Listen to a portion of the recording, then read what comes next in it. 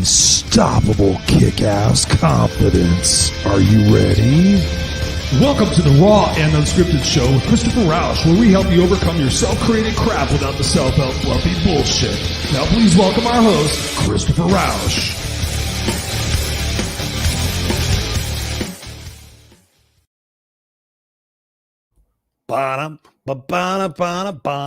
What's up, ladies and gentlemen? Hello, welcome to the Raw and Unscripted show with yours truly, Christopher Rausch, the place where I help you overcome your self-created crap without the self-help fluffy bullshit. Good evening, good morning, good afternoon, wherever the heck you are in the world. We appreciate you tuning in here, whether it's live or on the replay. We love you. You guys are our misfits for life. You're part of the Kickass Nation, so we love you. Appreciate you being here. As always, we're looking forward to an awesome show once again here in 2021. And of course, we have our first rock star in the room, Mr. Larry Schneider. Larry, what's going on, rock star? Great to see you, brother. Thank you for being here. We got a great show ahead of us with a very awesome guest. So I'm excited to bring her on here in just a minute. And Larry is live. I just popped my lip. I think I just busted my lip. I just popped my lip. I just popped my lip. But no, I just hit myself accidentally on something. Truth be told. Welcome to the Raw and Unscripted show. Here we are Tuesday nights, every Tuesday night. Just put it in your calendar, 7 p.m. Pacific Standard Time, 10, I can do the math, 10 p.m. Eastern Standard Time. Yes, ladies and gentlemen, it's a place where I bring you amazing guests, amazing content that we can always make sure that we are pushing ourselves forward in our personal growth and our personal challenges. And the people that I bring on the podcast here with you, the show with you, are designed to be real people. They're people that have been through journeys like you and I that have figured out how we can, totally maximize what it is that we're capable of and get out of our own way, get out of our own excuses, get out of our own negative belief systems. And that's one of the things that I'm excited to have my guest on for today. And just a reminder for you guys, as always, go to the Raw and Unscripted page. Make sure you like that. Make sure you're in there. Sometimes we broadcast from there. Lately, we've been having a technical issue with StreamYard and broadcasting live directly to there. But make sure you guys go there. So without any further ado, I am excited tonight because I met this individual probably, let's see, I'm bad at dates. So I'm going to say, 4 or 5 months ago. I was recently elected to the board of helphealhumanity.org. I'm super proud of that, to be able to help that organization move forward. And simultaneously, another person was added to the board. So being newbies, we decided to have a Zoom chat and just immediately just clicked, just had a great time talking and conversating and just being real about life. I mean, that's what Raw and Unscripted is about being real in life. So I am super pumped and stoked. Try to say that at the same time, pumped and stoked. Stoked. Yes. Anyways, I am super pumped and super stoked to be able to welcome to the Raw and Unscripted show, Miss Alexandra Ahlfield. How are you doing, Alex? Hey, Chris. Hey, everyone. So honored to be here. Thank you so much for having me. Happy Tuesday. Happy Tuesday. How's everything going for you this week so far? It's good. It's just been like a super positive, happy, enjoyable week so far. So just keeping up with the positive. Been excited about tonight. It's probably the most exciting Tuesday of COVID life at this point. So I've been looking forward to it. It's party time. Awesome. Yeah. I mean, you got to bring your dance shoes. What's up, Darlene Eaton? Darlene's one of our definite misfits for life. She says, hey, superstars. So thank you for being at the party, Darlene. You're going to love Alex or Alexandra, however you prefer to address her, but she's cool with either way. Let's just jump into it. Obviously you just mentioned COVID, and you and I had talked previously a little bit about COVID.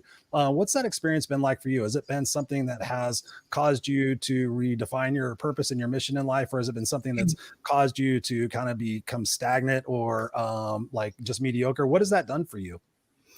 Thank you. Yeah. And I'm so excited to be here with you and kind of get into it and keep it real. I think COVID, as challenging and heartbreaking and awful as it's been, there's also been silver linings and incredible opportunities that we've experienced. I think for me, prior to COVID, it was kind of just like go, go, go all the time. I've got this meeting and we've got an agenda and we're going to go through it and then on to the next, and, headphones in, on the go, ego up, just everybody's just so busy, and people lost touch from that. I'm so busy was the constant excuse, that we would all use. And I found myself really kind of irritated in that life and thinking like, is anybody else tired of this? I'm kind of sick of I'm kind of sick of saying I'm busy, because obviously that's bull, like if you want to see someone, you'll make them a priority. And so with COVID, once that started, people were forced to stop and forced to be present and actually have real and meaningful conversations, like our conversation, a couple months ago when we connected. And, I think had it been COVID life, I don't know if that would have happened, that, you'd send out an email, hey, like excited to meet you guys. And someone actually responds, me too, let's talk, and so I've really connected with a lot of beautiful people. And the more people that I talk to about it, it seems like that's a trend. I mean, to kind of just be present, be real with people, and connect on a much more meaningful level, as opposed to just kind of, I've got 20 minutes for a coffee with you type of thing. So I've actually enjoyed that part of it. Nice. I couldn't agree with you more. And we had talked about that as people who can be extroverts, like we could be part-time extroverts and go out there and wow the crowd and do all that stuff. Yeah. At the same time, we're like really good being introverts and kind of like going, wow, I get this solitude. I don't have to go out to meetings. I don't have to go to networking events. I can sit in my shorts and like be, okay, I'm networking. Woo, I got a top on, whatever. Exactly. Yeah, it's awesome. I I think people love that. Like I've got leggings on with my shirt, and that's cool. I think everybody's doing that. I've got my slippers on too, but I think it's tiring for people to be on all the time, whether you're an extrovert or an introvert. And it's nice to kind of have some of that alone time to be on, but also look inward and, kind of focus on your own growth as well. Oh, absolutely. That's one thing that I could tell from somebody who's struggling. If they're constantly busy going from one thing to another, I'm like, what are you trying to avoid in staying so absolutely busy? And you're right. Having this opportunity to like say, okay, stop. One of the biggest excuses I get is the no excuses coach is like, oh, I don't have enough time. I'm like, well, there's 24 hours in the day. Disney did it. Jordan did it. J-Lo does it. All these different people do it. So it's just a matter of what is your priority and how do you get out of your own way? Exactly. And through this process, people have had that opportunity to go, whoa, who am I? What is my identity? With layoffs and whatever else going on, realizing they have family issues and hopefully be able to work on it. It's just a huge reset button for all of us to be able to say, hey, let me draw with inside. And I love how you said that, because that's where all the answers lie within. Talk to us a little bit about your journey, because I know that you were like me. You were a former corporate person. I had a different word in my head, but you were a former corporate person as well. And I can't remember if we talked about this when we talked before, but I've come up with a term that I really love and people are digging on it when they're coming to see me for coaching. Like, you know what? I love what you said about being comfortably miserable. Talk to us a little about your corporate journey, the journey up to corporate, and kind of where you're stepping off into now. Thank you. Yeah. And I've enjoyed, we've had some conversations about this. It's corporate life is, it's amazing. And it's also, it's a school, it's a training program for you. I think, in my experience, my background's in marketing, property management, real estate, channel partnership, software. I've kind of done it all between Baltimore and DC. And, my experience has been wonderful. I've traveled all over the world. I've met amazing people. I've learned what I'm good at, what I suck at. I've learned, just a lot. I've failed a lot. I've won a lot. And through that process, I'm very grateful for the opportunities that have been given to me. But I also was aware of, discomfort, being comfortably miserable, as you say, feeling proud of yourself to be in a role and a title, something that you've worked for is wonderful. But I think when you actually stop and you think, gosh, if I died tomorrow, life is really fragile. Is this where I would want to hang my hat?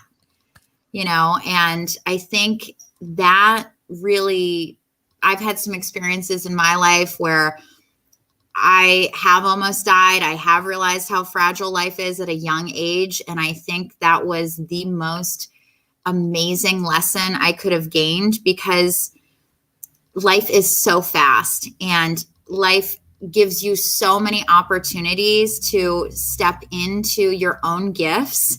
And people I love that you're the no excuses coach. Like, that is just it's your own crap. You have to get out of your own way. And at some point you kind of have to say, all right, I've done this. I've learned these things. I could continue this way, or I could shift, take a risk, and, try to do my own thing. So I think it's been interesting because in my corporate, the past 6 years, I noticed some trends in my own journey that I was getting hired by companies that were creating roles for me. I mean, the last 4 roles I had, it was just kind of meeting people and them saying, hey, I want to bring you in. We think we want to do this. We have no idea how to measure it. It's high risk, but we count on you to figure it out. That was exciting for me because I don't like to be in the box. I like to be outside of the box. And I think a lot of people do. I think people don't like, or at least some of the people I'm closest with, they don't like being predictable. They like to be able to create something that comes from them and can leave an imprint and make a difference. And anyway, I just realized that there was a trend there in my own corporate history. And that was interesting. And I remember one time in DC, my CEO said to me, one day when you're leading your own company, and I was like totally humbled and shocked by that. And then I thought, well, I guess, corporate America can be entrepreneurial, but in the end of the day, you have to take the risk with it. So it's been a journey. It's been so wonderful. I've met amazing people, but I'm in a place now where, last year we started a company, my mother and I couldn't be more fulfilled. It doesn't have the big salary, the big title yet or any of that. And it doesn't matter. It's okay. And it's a different level of fulfillment that if I did die tomorrow, I'd be so happy being where I am. And I try to encourage other people that, because I think you forget, especially if you're young, that ego, life is easy. I'm good. I have 20, 30, 40 years to go. Not always true. So, I just try to check myself and check those around me and, really encourage people that, hey, you are amazing at this. You have to bring your gifts to the world while you have a chance. Yes. I echo that 1000%, Alex. I love your passion and what it is that you're talking about, because you obviously have been through it and experienced that and had the heartfelt emotions about what it meant to make that jump. I want to go back a little bit. You started off and you kind of glazed over it a little bit. You talked about a near-death experience. Talk to us a little bit about that and what that wake-up call was for you. Wow. Yeah. Well, I guess this was about 5 years ago. I had no idea. All was good. And I was on an airplane and I was on a work trip. I think I was going from Texas to Phoenix, Arizona. And it was just, we were doing trade show life, software, partnerships. It was super fun. And I hadn't been feeling that great. And I was on an airplane in coach, just in one of those really tiny little seats. And I had this girl to the left of me. And I remember she had this big rock in her hand and she was just, in ego mode, feeling all great, planning her wedding. And then I had this super sweet, dad next to me that was really nice. And I just started passing out.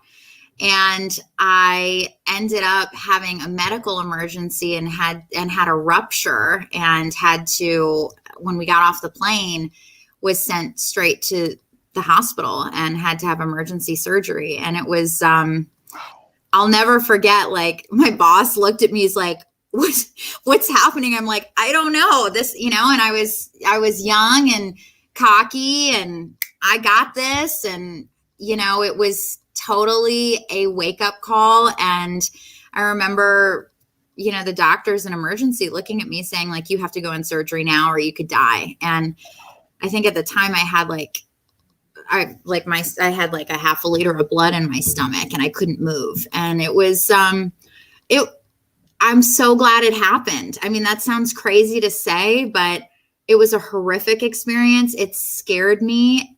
It woke me up to tomorrow is never promised.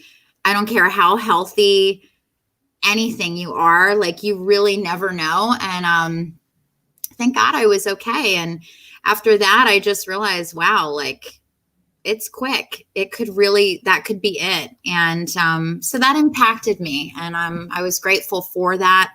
And I wouldn't wish that on anybody, but I do think that's a wisdom that if you can learn that young and stay humble through that, it will help you make better decisions that provide opportunity to live your gifts. So. Bam, bam, bam. Love that. Love that. Couldn't agree more. Absolutely. It's the thing, you've heard me talk about it. I do all my Facebook posts with it. No regrets. Right. Yeah. And I think about that, everybody's playing the someday game. No, someday when the kids are grown up, someday when he does this, or someday when this happens, or whatever, they're playing that someday game. And they think that they're guaranteed to retire. They're guaranteed to do all these things. And there's absolutely zero guarantee. I know of 2 people recently who have, boom, gone, like just gone. I was just tripping out on one of them. I'm like, the guy was healthy as hell, massively successful, massively happy. I always try to put the things together. I'm like, what was it? What was it? I have my thoughts on that. And I think it goes back to what you were saying before, the amount of stress that we put on ourselves, and being in that corporate job. I was talking with somebody else the other day. Actually, I had one of my good friends hit me up, she works for Monster Energy, and she's like, yeah, I want to figure out how to do this transition thing and get out of this corporate situation. What advice do you have for people who are comfortably miserable? And especially in this time where I'm just so glad to have a job, what kind of suggestions would you give to people as far as thinking in their mindset, what they could do to plan to make that exit strategy if they want to get out of that corporate life?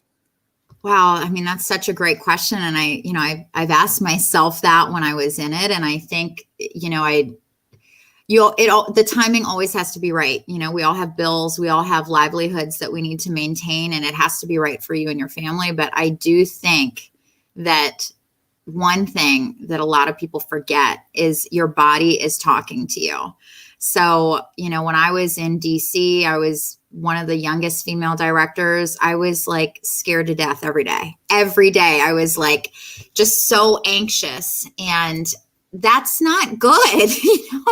It's not good. I remember my hands would get sweaty. I'd start blushing. I mean, I was just so hard on myself, and it was ridiculous, honestly. I mean, it was like perfectionist syndrome, imposter syndrome, afraid to, mess it up for my team and things like that. And it was a great learning experience. I'm very grateful for it. But, I look back, and while it was great, it probably wasn't right. Like when things are right, they're easy. There's no tension. There's no resistance.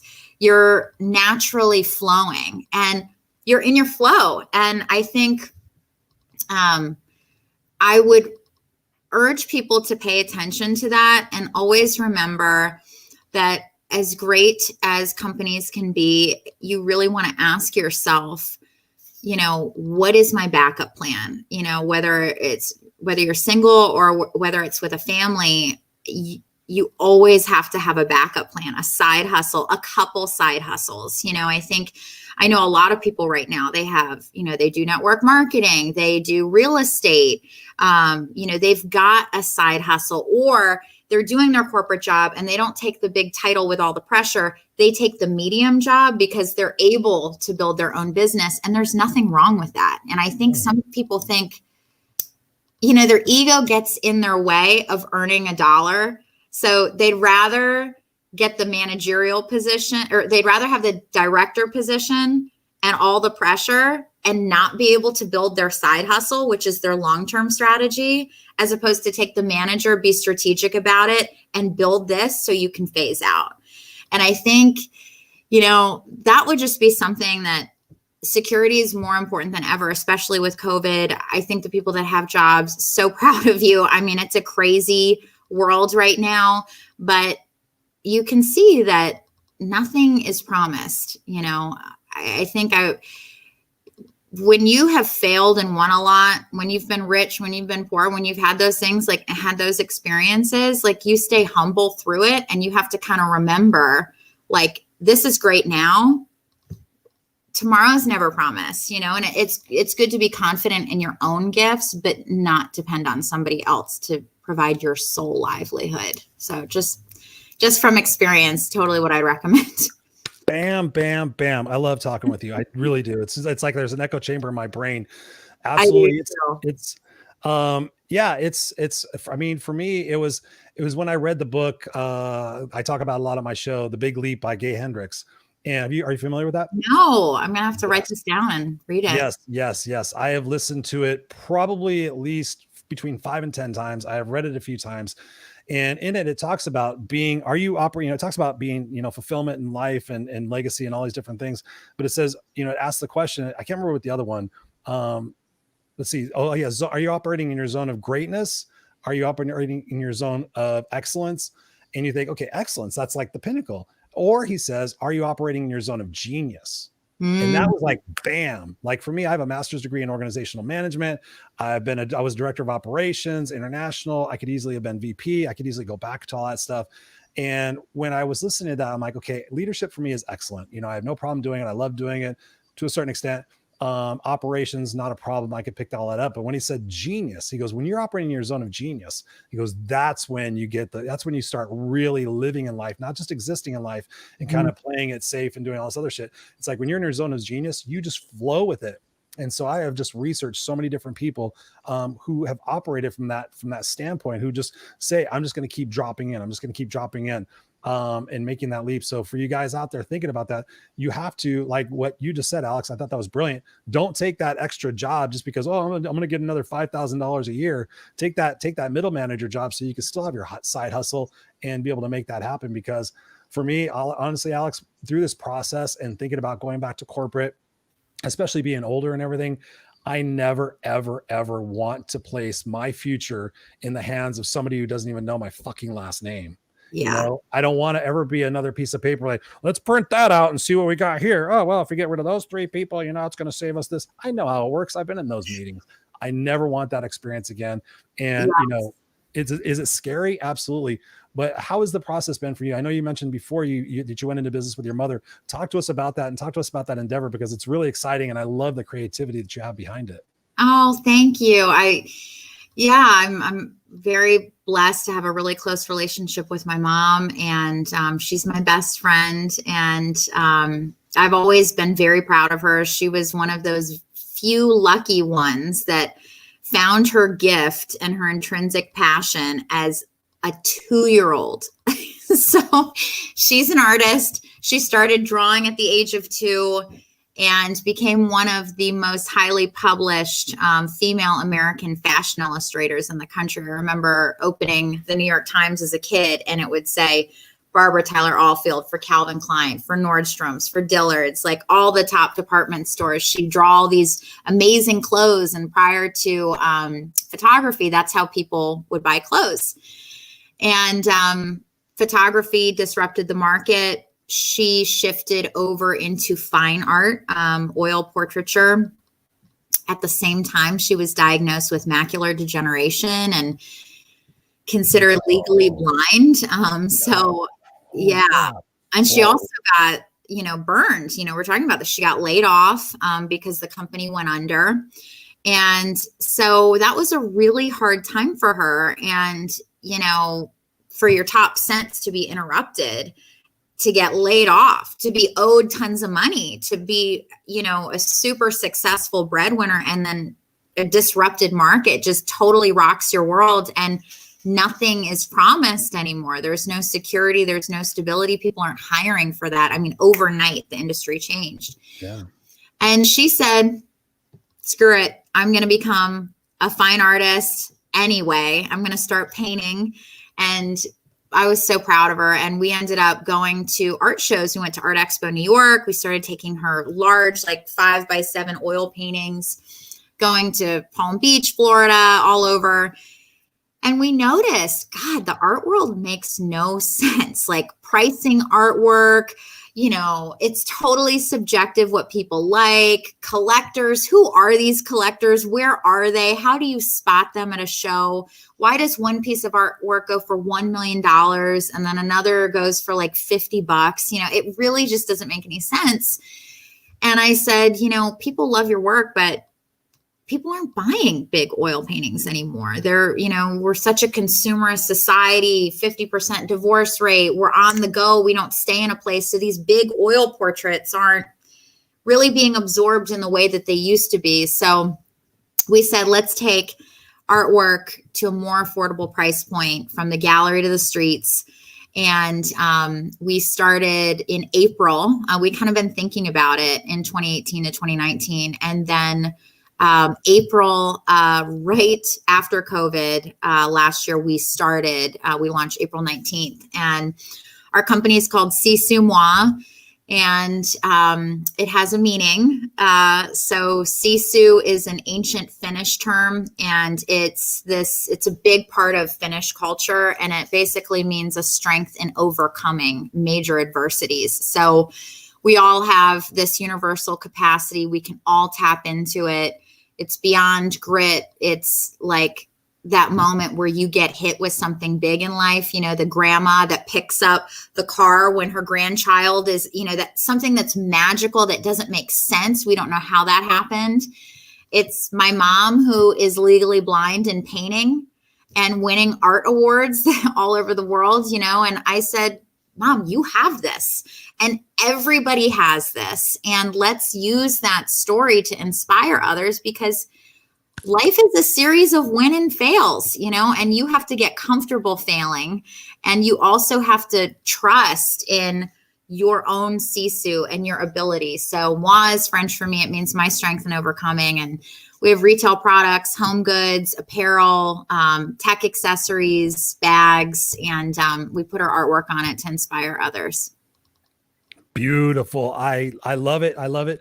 I'm going to put the website in there in just a minute, because I don't want people going there and going, I'm going to go shopping and not pay attention to what you guys are saying. But first and foremost, I just got to come back here and say, hey, Darlene, she said superstars, Pamela Aubrey. Pamela is actually one of my co-hosts, or I'm her co-host on another show called Rainbows in Real Life. So we got to have you on there as well. So Pamela, with us. Hey, Pamela. Darlene says, hello, Alexandra. Hey, Darlene. Says, what you were talking about is fire. Yes, right back at you, girlfriend. Angel is an angel. She really is an angel. Good points. Absolutely. We got Robert Brooker in the house. Robert, what's up? He says, hey, Christopher, hey, and Alexandria, Darlene, Pam, Angel, me, and Jaime. Me and Jaime. Oh, is there Jaime in here? Always joking around. And Angel says, good evening, Robert. So as always, guys, feel free to ask myself or Alexandra a question. This is an interactive conversation. All of us are just sitting here at a bar or coffee shop having a conversation. You guys kind of lean over and go, hey, tell me more about that. Marlene Sanchez is in the house. She says, what's up? Hi there. So continuing on with that story. And thank you for sharing that. One of the questions that kind of popped out of my brain as you were sharing that, and you talked about it before, is, you have a great relationship with your mom. How is that working with somebody? Did you have to go into that with like a set of expectations, like, mom, okay, we're mother-daughter, but in this situation, I have this role, you have that role. Yeah, I can tell by the way you're grinning that there's some stuff behind that. But tell us a little bit about that diversity, because I would imagine people in this time are looking to go into business with their fellow family members. So I'm sure you have some tidbits to share. I'm laughing because it's raw and unscripted, and everybody wants to get to the dirt and the juice and like, tell us the drama, like what's really going on. And we get that question. We had that question last week. This lady was interviewing us, and she said, so this question's for mom, like, how is it? And honestly, it's great. Like, we kind of have our roles. My mom her artwork is the heart of the company. So we know that every product we create has our art on it. So that was easy. We're lucky enough to have 40 years of retro fashion illustrations and fine oil portraitures. So it's not like she has to stay busy constantly creating stuff. We've got cool stuff that we want to bring back. Her role is, she is so good and so wise and strategic, and she's so humble. Like, she would never tell you that, but her gut is always right. I mean, we did a sweatshirt, for an example, and I put some words on it. And I said, what do you think of these words? Like, are they too corny? Like, I'm trying to inspire people here. Like, is this, is this like, I think it was deer prancing. It was actually wallpaper. It was an illustration that she did that sold as wallpaper. And they were like these really beautiful deer, like prancing on a sweat. I think it's still on our website still. But I put Dance to the Beat of Your Dreams on it. And like the corny one in me is like, oh God. But then I'm like, oh, that's cute. And I remember we were laughing about it. And she was like, ew, no. No. Yeah. And I like it. Yeah. And so like I stuck with it for like a week. And then I looked at it. I was like, no, I'm going to take that down. So, it's like there's moments where she was right in that situation. Like I looked back at it, the design, the placement, it just wasn't in keeping with kind of what we were focusing on, at least for our brand. But that's, we're new, we're stretching our wings. We're figuring out what's working, what's not working. So we get along really well. I think as far as, like interviews, like she gets a lot of interviews for her work as a female in business and as a trendsetter in fashion, an influencer. So, that's kind of her focus, where mine is more the business side of things. And let's market the products, and let's, we'd love to get into wholesale, so partnerships and stuff like that. But, we're lucky, so far it's been really fun, and I wish we could travel and go to gift shows and stuff like that. But we just we have our little business meetings with our coffee, and, so far so good. I mean, I'm sure there will be difficult days, but as with everything, but things have been we've been very lucky. Nice. That's beautiful. I mean, that's what an amazing way to really spend quality time with your mom. I mean, I heard a study, or I heard a report one time, and I've heard it various times, so it's kind of, I have to believe it's true. They said once you get to be, I can't remember, I think it was like the age of 30, the amount of hours you spend with your parents on average is something like 20 before they die. When you think about, you see them for family, get together, how much time you really spend with your parents. And it makes my hair stand on end. I mean, I didn't know my dad, but my mom's been dead for 8-9 years or something like that. It's crazy. So you get that opportunity to spend that time with her and develop those memories. I mean, even for me in COVID, being able to spend time with my son, I mean, that's stuff that leaves an imprint and leaves a legacy in your heart. You can look back on your memories later on and be like, oh my God, I had so many amazing moments with her. Kind of segueing to the segments we've talked about in going from corporate and going into this business, was it a side hustle, or was it something you jumped into? And the second part of that question is, did you know what you're going to be doing, or did you have to like, whoo, I got to figure this out? Yeah. I mean, gosh, it was, it wasn't a side hustle at the time. I actually got laid off, and that sucked. No. Yeah, I know it did. Feel good, does it? No. I mean, you're no longer important anymore. We don't need you anymore. I think like every ego takes a hit. If that happens, you're like, no, like it feels like rejection.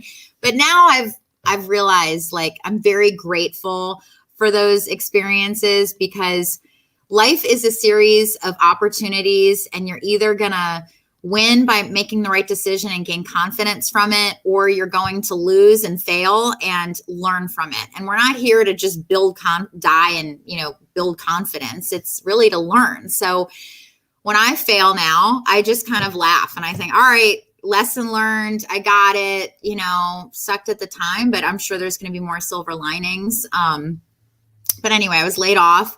My mom and I had been talking about it. I think I picked up a waitressing job. I hadn't waitressed in like I finished my master's like a month later, and then I picked up a waitressing job, and that was a lot harder than I remembered. It was like fine dining, and here I am like slinging fish like left and right, and like presenting wine, which became so stressful for me at the time. And oh my God, it's like a lot harder than it looks. You want to drink this or not? That's what I'd be like. Yeah, I know. No, it was like debone a fish table side, like present the vintage, walk around the table, open the bottle. And here I am like in my 30s, and I'm like, I look like I've never opened a bottle of wine before. I got like major performance anxiety about it. You didn't use your mouth, did you? No. You didn't go old school like, hey. I remember thinking like, I need to get one of those like big automatic wine openers and just like pull it out. And that way there's like none of this stuff that you have to do. Anyway, I'm like struggling through those experiences, just trying to get some holiday cash to buy people holiday presents. And it was like really tough money though. I have like major respect for servers, especially now. Like it's a lot harder than it looks. Anyway, at that point we had kind of talked about it, and so I had free time. I thought, all right, I got some cash, time to go back. Let me focus on, our dreams. And my why is I believe in her. I believe in her message. I believe it can inspire people. And I wanted that experience together. And so had to learn Shopify, had to learn digital marketing. It's really, it's a lot, you're constantly learning. But it's been awesome. It's been really good. And it wasn't a side hustle. It was kind of all in just by the circumstances. Wow. And so what has been the, let me try to get this down. Hide. Stop. Fingers. Tech stuff is always so fun, right? Fingers. I got fingers. What has been, if you could look back in that process, what would you recommend to somebody if they were thinking about doing this? What would be like a few suggestions you would consider going into business for yourself and making that transition from a corporate job? Yeah. I mean, in an ideal situation, have some cash stacked up, or have your partner be able to take care of you when you're figuring it out. So it wasn't really ideal to be laid off and go into it, but I also, I was supported, so I was able to do that. So yeah, I would say if you can, stay employed and have this be your side hustle until it's ready to run on your own. As far as like tips, like, gosh, I just talked to as many people as possible. I'm pretty honest about where we're at, what we need to learn. I realize that, I'm as humble as like, I'm figuring it out myself, like it's part of the process. And I'm very blessed with some amazing, wonderful people in my life that I've reached out to some of my friends, and I'm like, I have a girlfriend, she's helping us with social media, and she put her cat on Instagram. And no way. Probably gets more likes than my motivational stuff. It has 1,200 followers on Instagram. And I was like struggling to reach like 100 at the time, like, to my friends, can you please follow me so I can get some analytics and stuff? And I reached out to her and I'm like, girl, your cat, like, help me. Like, and she's like, I love you. I'm like, no, I want to hire you. Like, I want to pay you. I believe in your talent. You should be paid for it. And so my advice is reach out to the people that that are talented, that love you, that believe in you, because they can help you. But at the same time, have a completely objective group, because they love you and you need to hear what sucks. And the people that love you, might not be able, they might love you too much to say that, or just have rose-colored glasses on, with you. So I think it's a balance. I'd also, I think it's hard to learn your target market at first, especially because a lot of your family and friends are there, and those aren't really your target market either. So I would say stay humble, reach out. If it was normal life, I'd say go to take some classes or like entrepreneurial things, but you can do that stuff online. I did just get some really good books, which I can like post in the comments of stuff that I've been reading. But yeah, it's just kind of trust your gut, I would say, and stop being afraid to do it. Just do it, because it's not going to get done unless you do it. So I just say, cut the crap and just start doing it and see what happens. You just got to get going. You got to stop being a perfectionist. You got to stop worrying about, oh, what if this happens? What if this happens? What if this happens? Well, figure it out. That's part of that's part of what I do in coaching is I sit there and I'll give somebody says, oh, I have this goal. And I'm like, okay, let's figure it out. And the one component that I really add to it is like, okay, what could happen? What could derail? Let's figure it out. Let's figure it out right now. So when you go into it, you're feeling a little bit more confident. Like, okay, if this happens, then I know I got plan A, B, and C and D. But at the same time, don't over formulate shit. Go out there. I think General Patton said something about, a beautifully executed plan never done is crap. And I'm paraphrasing. And a violently shitty plan is awesome. That's a super paraphrase. So yeah, I mean, you got to jump. I've talked about it so many times. The Steve Harvey video, if you guys haven't seen it, go watch it. Steve Harvey jump. You're going to get some cuts and bruises. You're going to get scraped up. You're going to have fear. But Alex, I have a question before I segue into something else that I've been really super intrigued about. And what do you? I'm phrasing the question different ways to see if the answers change, but what do you consider your best? And I'm sitting there thinking about one day I was like, I did the best I could. And then I stopped. I'm like, Chris, did you really do your best? And it caused me to kind of get in this, coaching cycle of coaching myself. I'm like, that's a really good question. Where did it come from? Oh, did you do the best you could? Yeah. Okay. It's a get out of free jail card when we're kids, but how do you define your best? And kind of talk about that. Wow, that is an incredible question. And it's definitely one that we should ask ourselves. And I can totally see how that would be a mind F, like you start like, what is my best? Like, what did my best look like yesterday? What's it look like tomorrow? Now that I've learned this, how do I measure this? I think one thing that it was a game changer for me was just trusting my gut. And I realized that if you start there, you're already going in confident with what you're feeling is the right thing. So if you fail, you think to yourself, well, you know what? At the time it made sense because of A, B, and C. I felt that was the right decision. And I did my best for the information I was given internally and listening to myself and also externally looking at all the information around me. So you have to start there. I think I always kick myself when I don't. So I think my gut has never really let me down. I'm usually right. There's some off chances where there's a miscall in judgment, but I think we all have that. That's our gift. When your body's talking to you, when you're getting chills, when you're like, ooh, I'm feeling that's on point. So if you're starting there, you're going to be in a much more likelihood. It's going to be much more likely that it's going to go well for you in doing your best and responding to that within yourself. So I start there. I try to put intention toward that and believe that the best will happen. It doesn't always happen. Sometimes anxiety and experiences get the best of you and that it's just kind of messed up. And that's where I say, okay, that wasn't my best. Like I didn't handle that the best I could. And obviously there's some inner work that needs to happen for me to approach that more in the future. So, I journal about things. I look within. I'm doing like workout challenges and stuff. You always have to be developing because you're only as good as what you put in. So, bam, bam, bam.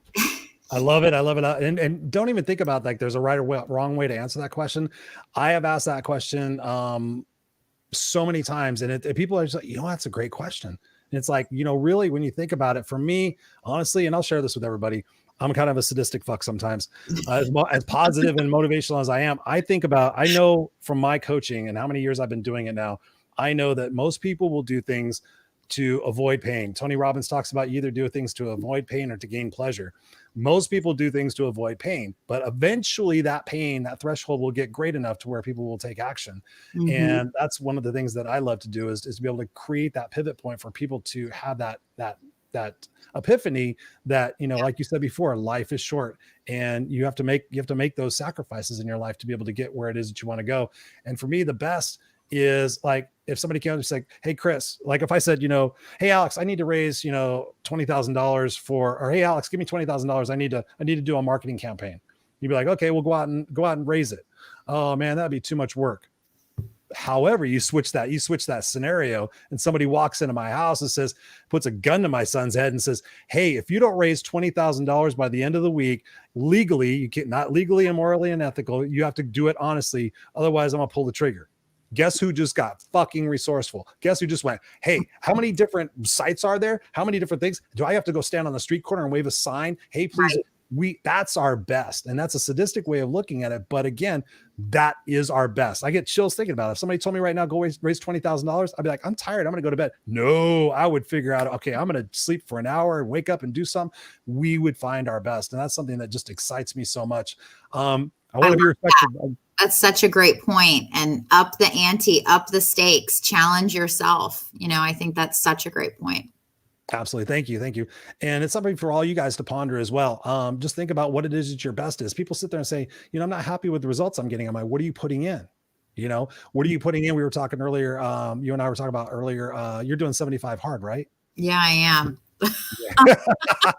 Yeah. Don't forget that gallon of water. Don't forget that water, darling. This has to be drank by midnight tonight, guys. Pray for me. You just better go squat on the pot and read a book. Oh my God. I'm not going to get any sleep. This is a mess. Do it. Chug just one line while you're on the show. Just chug one line. I'm just kidding.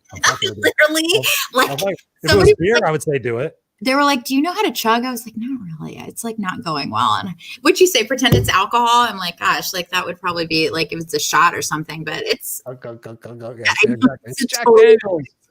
It's Jack Daniels. Oh, we got some more comments in here. Marlene says, let's see. Eric Swanson's in the house. What's up, Eric Swanson? He and I have been spending a lot of time on Clubhouse. Are you on Clubhouse? Oh yeah. I've been on, or no, I'm not. I was thinking of House Party. What is Clubhouse? You haven't been on Clubhouse? You got to get on Clubhouse, dude. It's crazy. Eric and I have been doing it. Yeah, in a sense, it's new social media application that's all voice based. So I think you're old enough to remember this. Do you remember phone lines, chat lines way back in the old days? Yeah. No, you don't. You're younger than I am. Phone lines, like chat lines. You would jump on the line, and it would just be a bunch of people chatting. So this is a way more executive style of that. So imagine that you're going to a huge conference. Just pick just pick a huge, ginormous conference. Like part of it's personal development, part of it's financial investing, part of it's real estate, part of it's spirituality, part of it's horseback riding. And you walk in, you're like, you know what? It's kind of like a mall. You go into the food court and you're like, I'm feeling like a corn dog today. I'm feeling like Chinese. You go in there and you go into a room. It's like, just imagine being in a big hall. You go into a room. You're like, okay, I'm going to sit in the back. Somebody may see you. Yeah. Essentially it is, but it's more like it's becoming virtual stages. And the most important aspect of it, it's not really how it works, is so many people, because it's in beta version, so many people are on there, like huge movers and shakers, like Grant Cardone and all the different, I become fast friends with Forbes Riley. I'm going to be on her show tomorrow. Whoa, that's awesome. Congratulations. At least you know who she is. Yeah. I definitely need to join you guys on this. I'm glad. It's hot. It's hot. So let me know if you're interested. I mean, if you have an iPhone. Yeah. Okay, cool. Well, if you're really interested, let me know. So Eric's in the house. I don't want to get sidetracked. I do that too easily anyway. Marlene says you have to find out what makes you really happy and you're willing to take the roller coaster ride. Yeah. So and it is a ride. I mean, that's the beauty of being alive, is like, really, it's like, oh yeah, I'm alive. I'm living before I was just existing. Marlene also says what you are developing in yourself as you are helping. Oh, what are you developing in yourself as you're helping your mom? Oh, that's a great one. Thank you, Marlene. Thank you, Marlene. That is a great question. I actually, you know what? I'm journaling, and that has been really cool. I mean, it sounds so kind of boring, but I literally recently just pulled out a journal and I'm 3 days in, and I do a meditation every morning. I write down what's going on. What fears, what anxieties am I afraid of? Let's work through them. Let's rewire. Let's build affirmations around overcoming those challenges for yourself. It's really funny how quickly you can shift things in your mind. It's so quick. These are things that I have struggled with, crap I've been carrying for a couple years. And I wrote it down, and I thought, I don't even want those things anymore, done. And I'm sure it was just a good day. I mean, let's be honest, there's going to be some work that goes into that, but journaling is huge. We have to put in the work. Yeah. Journaling. Great answer. I mean, I could actually just build on that. Well, there's somewhere on there. Oh yeah, here's one of my journals. So I did what I do with mine is actually I went out and spent some money, not a lot, it was like $20 or something like that, but it's a real nice one. I think it's from The Secret or something. Yeah, it is. I recognize the symbol, the S. Yeah. So it's a secret gratitude book. And on one side of the page, I sit there and write what I'm grateful for. On one side of the page, it's gratitude, and the other side are intentions. So every day I'm like, I'm grateful for this, I'm grateful for this, I'm grateful for that. And usually I add things and change things. Some things are consistent. And then I set my intentions, like, what are my intentions? And like you said so beautifully, it's amazing, Alex. You know, most people or some people get up in the morning, like the first thing they say is, oh, fuck. I just got to get through the day. Then, you know, on Monday, everybody says, I hate you. It sucks. It's awful. Like the most exciting thing is your coffee and the hot shower. And you just stand there and you think, I don't want to do this. I've been there. I mean, it sucks. Yeah, I mean, you're just sitting there, and we talked about the proverbial masks that have been going on since COVID. But again, you know, when you wake up and you say, God, you know, what kind of life is that? What kind of experience is that? You're going to look back when you're 78 years old and go, wow, I really am glad that I did that. You know, and I was going somewhere with that, and then I completely forgot about it. But in the interest of time, because we could easily talk all day long, Eric says this girl is good. No. She's great. She is great. Oh, Eric, thank you. Is he the one that you go to this? What is it called? Clubhouse. Yeah. I've done them with him. I do them with a bunch of different people. Yeah, he's awesome. People. He's actually Mr. Awesome.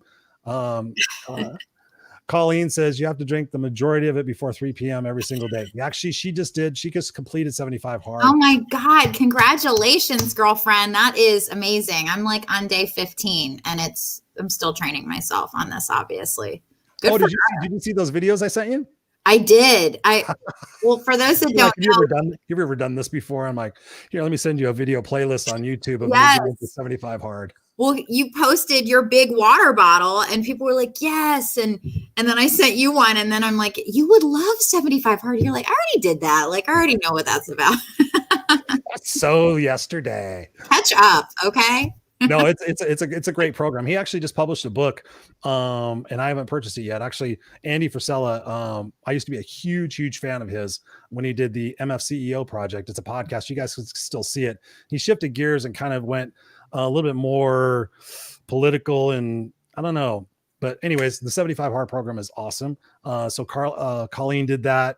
And it's awesome. Amazing. Robert says that gallon is in the form of Southern brewed iced tea. That gallon will be gone in an hour. Absolutely. Marlene says journaling is not boring. I feel something. Your reflection. I feel your reflection. I feel something. Good. She's been drinking. No, actually, journaling is absolutely.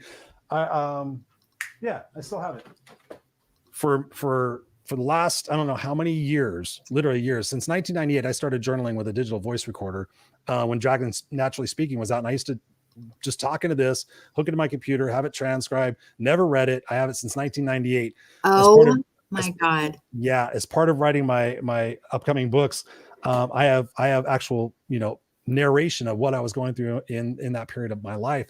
So yeah, journaling, absolutely. You got to get those emotions and those feelings out. And Chris, your story is so incredible. Like, I think the first time we met, I was like, well, we met, this way. I was like, you have to write a book. You're like, girl, I'm already doing that too. Book's coming. So that's fantastic. You'll have to let us all know when it comes out. Nah, I'm going to keep it quiet. I'm a quiet guy. She says it completely changed me mentally and physically. Absolutely. What's up, Dindo? Oh, I can't read that. Magan Dang Umaga Chris. Did I probably screwed that up. You know what? Everybody's trashed on here. That's awesome. Good for you guys. Yeah, completely changed. Okay. It is your real reflection. Yes. There we go. Thank you, Marlene. Dindo says, hello, Alexandra. Okay, didn't say we got some language we don't know here. Yeah. Colleen says, wow. Colleen says, that's awesome, Chris. Robert says, live transcribe from the Google Play Store is free, fast, basic, but it works well for me. Right on. So we've been talking a lot about how we met. Mm-hmm. Let's talk a little bit about an organization that is very near and dear to our hearts. Yeah. this one, helphealhumanity.org. You and I both kind of came into this knowing, meeting Serena Buffalino, the amazing Serena Buffalino. She's amazing. Yeah. Talk to me about that side of your personality, of your legacy that you want to leave, and being involved with Help Heal Humanity. Yeah. So I guess like in a previous corporate role, I designed our team bonding activities, and they were all about philanthropy. So going out in the community, giving back and healing corporate crap through giving back and service, and really getting some perspective. And I realized that was a big thing that I love to do, and wasn't working, was doing our own thing here. We had a mutual friend who we interviewed for a Sisu story, which are these heroes that rise above.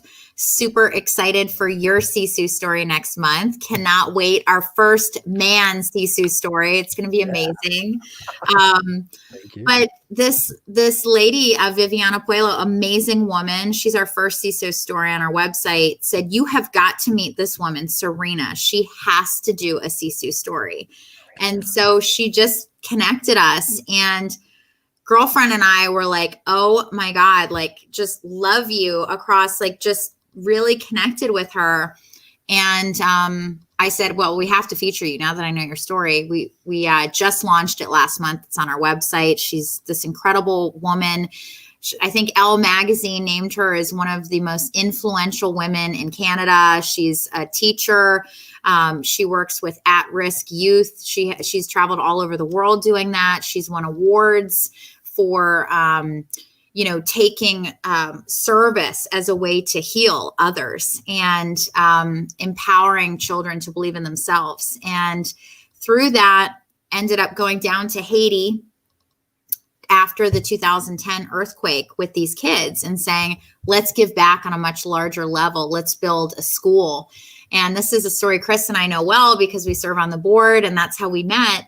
But it's just this incredible story. And she's a yogi, and she raises all this money to go down to feed, empower, and educate children and at-risk youth around the world. Haiti's just one of the locations. And so a portion of our proceeds are donated to Help Heal Humanity. The more I learned about her, the more I felt passionate about it. She reached out to both you and I, and we are so fortunate and lucky to be on the US board. I think we have our first official board meeting next week. So yeah, I couldn't be more happy to be part of it. And it's amazing how the universe works to bring people together that are like-minded. And, that just comes down to trusting and saying yes and seeing where it takes you. But she's amazing, and shout outs and love to her. She's fantastic, wonderful person. She truly is. I couldn't have said what you just said any better. So thank you for saying that. Let's see, where is it? Yeah. Colleen says Serena Buffalino is frigging amazing. She's a little angel. she really is. She's just a powerhouse. She's just a powerhouse. Yeah. She has been on the Raw&Unscripted show twice. She's been on the other show, The Unfiltered Experience, which used to be called the Friday Night Live. She's been on that show once or twice. She's been like the highest repeat guest because she has so much passion, so much energy. Yeah. She's straight to the core of what's going on. I mean, she gave up a comfortable teaching career, making 6 figures, 5 hours a day, summers off. And she's like, hey, you know what? I'm just going to pitch all that to the curb and go out there and work in extraordinarily dangerous situations. Go give light and love to people who thought the world forgot them. So yeah, I'm with you. I'm super excited to see where this takes us. And I know it's going to be massive. And I love what you said about recognizing Serena. I mean, I joke around with her sometimes, and I'm like, you're going to be Mother Teresa with a foul mouth. Yes.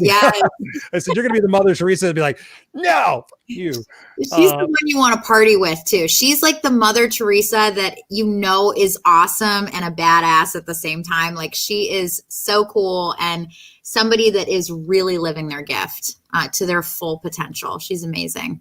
Yes. And I would be remiss if I didn't personally say, and I've mentioned this to you now, is Patricia Geige. She introduced me to Serena, and then Serena introduced me to you. And so Patricia, thank you. I love you. I'm not sure if you're watching right now. I know you've got a lot of things going on. And I mentioned you before as well. She's in the art world. So it would be, and I know those, you guys are going to collide and connect. So thank you for sharing that. In the interest of time, we're about 59 minutes and 22 seconds. Thank you guys for being here. Yeah, thank you guys. Pamela says Christopher is one of the quietest guys I know. I'm sure. I'm her co-host for a reason. I'm her co-host for a reason. She's like, I don't feel like talking. Can you just say something? And I'm like, yeah, I'll figure out something. I'm just kidding. Marlene says on the call tonight. Yes. Marlene asks, do you meditate? Absolutely. Journaling time, workout time, coffee time. I do. How's that process been for you? I mean, for me, meditation, I think I told you before, I'm ADHD on crack. So it's like, I'm getting better at it slowly, but surely. How is meditation for you? Are you able to escape all the noise of your brain? Yeah. If I'm stressed, I'll go out and walk, and then I'll usually walk down to the harbor and look at the water. And after that exercise and kind of moving, then you can focus. But usually in the morning it's quiet, and I'll just kind of have my coffee, affirmations, gratitude, work out the crap that's going on if it's happening. Hopefully I didn't have any nightmares the night before. Do you have nightmares a lot? No, but like, sometimes you wake up and you feel weird. You're like, oh no, like it felt so real. So like, no, I don't. But sometimes you can wake up and your energy's off and you need to reset, especially on big days and whatnot. But yeah, sometimes it's hard, but yeah, it's a practice, Yes, yes, yes. In the words of Serena Buffalino, yes. So tell people where they can get a hold of you. Here's the website. I hope I spelled it right. SISUMOI. You got it. That's it. That's amazing. So ladies and gentlemen, you heard her talk about the artwork. You heard her talk about her relationship with her mom. You heard her talk about the uniqueness of the product. Please go visit and support this amazing endeavor. I mean, you think about what to give your friends and your family. Oh, they have everything. Go give them something unique. That is one of the greatest gifts you can get when you just take a little bit extra time and you get them something. So if they're into art and whatnot, please go visit the website, support them. It helps also help heal humanity. And I love you guys for doing that. Final comments. It's been such a blast having you on here, Alex. Where can people connect with you personally? You know what? We have our contact information on our website. We also have a phone number, and email is my first initial last name at ccsumois.com or support@ccsumois.com. Email us. You can call us. I'd love to connect with whoever, but I'm so grateful and honored for the show and being on here with you, Chris. Like, you are so awesome. And people need this right now, just connecting with others and sharing some wisdoms as we all kind of navigate the crazy right now. But I'm very grateful for you featuring me and sending love to everybody. And can't wait to connect with you all, hopefully soon. Awesome, Alex. Thank you so much. You have been a breath of fresh air in here, just speaking from the heart and being so congruent and just being honest and transparent. I love that about you. We all need to be more like that. And so thank you for being like that, because the more of us that are like that, the more people will be like, you know what, I need to be like that. And perhaps we can make the world a better place just for finally becoming who we are and who we're meant to be. So thank you. I am going to put you in the backstage area and close out this show. Don't go anywhere. I will see you. You will be back. You want to come back on the Raw&Unscripted show sometime? Yeah, let's do it. I'm ready. I'm ready. All right. Part 2. No, I'm just kidding. Alex, hang on one sec. All right, ladies and gentlemen, no boys and girls. We have language in this house. There you have it. 1 minute and 3 seconds, or an hour and 3 seconds. An hour and 3 seconds and 7/10 of a second, if you want to be freaking spot on. So here's where I wrap the show up. Wow. Thank you so much, Alex, for being a part of the show and truly just being an awesome person. I mean, can you see the electricity? Can you see the energy? Can you see the passion? Can you see the freedom in how she and I talk with each other? It's natural. It's congruent. It's a connection. And I encourage you guys, stop living in isolation. Go out and make these connections. Like she said so brilliantly, if COVID had not happened, I do not know what I would be doing right now. And I would probably be doing the same thing, but because of that, it forced me out of my comfort zone to start connecting and start engaging with people. I was always the lone wolf. I could do it all by myself, but I started connecting with people. And through this process, I have met so many amazing individuals that I have made the promise that I want to meet in person. Whenever COVID lifts, whenever I can start traveling again, be invited as a speaker, whatever it is that we're going to do. A bunch of us have talked about getting a huge motorhome and just traveling the United States and saying, hey, we're in Peachtree, Georgia. We're going to go look up Mark Gasser. Hey, we're over here in Michigan. We're going to go see Kay, just having a big party. But go out there and take these risks. Don't live comfortably miserable. Don't live in the shadow of what if, because trust me, life is a blip. It is a blip. I just heard a story of a guy who was 48 years old, massively successful, massive wealth, massively happy, dead, gone. Money, all that other stuff, gone. Doesn't matter. It does not matter. What matters is if you drop dead right now, can you look back on the last 5 minutes of your life and say, hey, I spent that well. I spent that well. How many minutes a day do you get? Think about it. Do you spend them well? I can't remember. I used to use that as a speaking thing. I think it was like how many minutes in a day? 1,068, if I remember right. If I gave you, no, it's 3,000. What is it? Somebody quote me on that. It's like 3,000, something like that. If I gave you $3,000, what would you do with it? If you had to give it back at the end of the day, would you have any left? No. So how are you spending your time? What are you focusing on? You have to get off your ass. You have to get out of your own way. You have to get around the right people to be able to be successful and truly have the freedom in your life to make the impact that you want to leave. It's not, you don't play the someday game. The someday game is shifting massively right now. Get connected, get on social media, figure out what it is that the legacy you want to leave, and get to work and figure out what your best is. We talked about that here on the show. What is your best? Figure out what is your personal best. If you could just answer that question and message me, I would love to hear what your answer is, because think about it in terms like I did. I have to go sadistic. If somebody put a gun to my son's head, I would figure shit out really quick. So that's what I use. I'm like, okay, use something else. Am I setting the example for so-and-so? What would I be proud to tell, whoever your mentor is, hey, this is how I spent my day today. It's good to have off days and whatnot, but yes. So thank you so much for this. If you're watching on the live, thank you for the comments. Colleen, Robert, JR, what's up, JR? Angel, Dindo, thank you so much for being here. Marlene, Pamela, I love you. Marlene, let's see, Robert, of course, you're a rock star, misfit for life. Eric Swanson, Darlene, you are amazing. Can't wait to meet you. Just all you beautiful souls. Thank you for supporting the Raw and Unscripted show. Make sure you have it in your calendar every single Tuesday night, 7 p.m. Pacific Standard Time, 10 p.m. Eastern Standard Time. And the last thing, if you're still watching this, if you're struggling to know what you want to do, if you're struggling with where to go, if you're just struggling, please reach out to me. Private message me, send me an email, Christopher@ChristopherRausch.com. However you got to do it. I'll send you my calendar and we'll arrange a free complimentary kick-ass coaching session for you, get you on the right path of where you need to go and see where you want to go next and see how I can help you. That is free. That's complimentary. It's from my heart to your hands to make sure that you're on the right foot and taking the right steps that you need to be doing. If you're watching this show, that's my invitation to you guys. I love you. Stay kick-ass. We have a great show coming up again next week. And as always, make sure that you're part of the solution, not part of the problem. And let's make the earth a better place for who we are and what we do. I love you guys. Stay classy and stay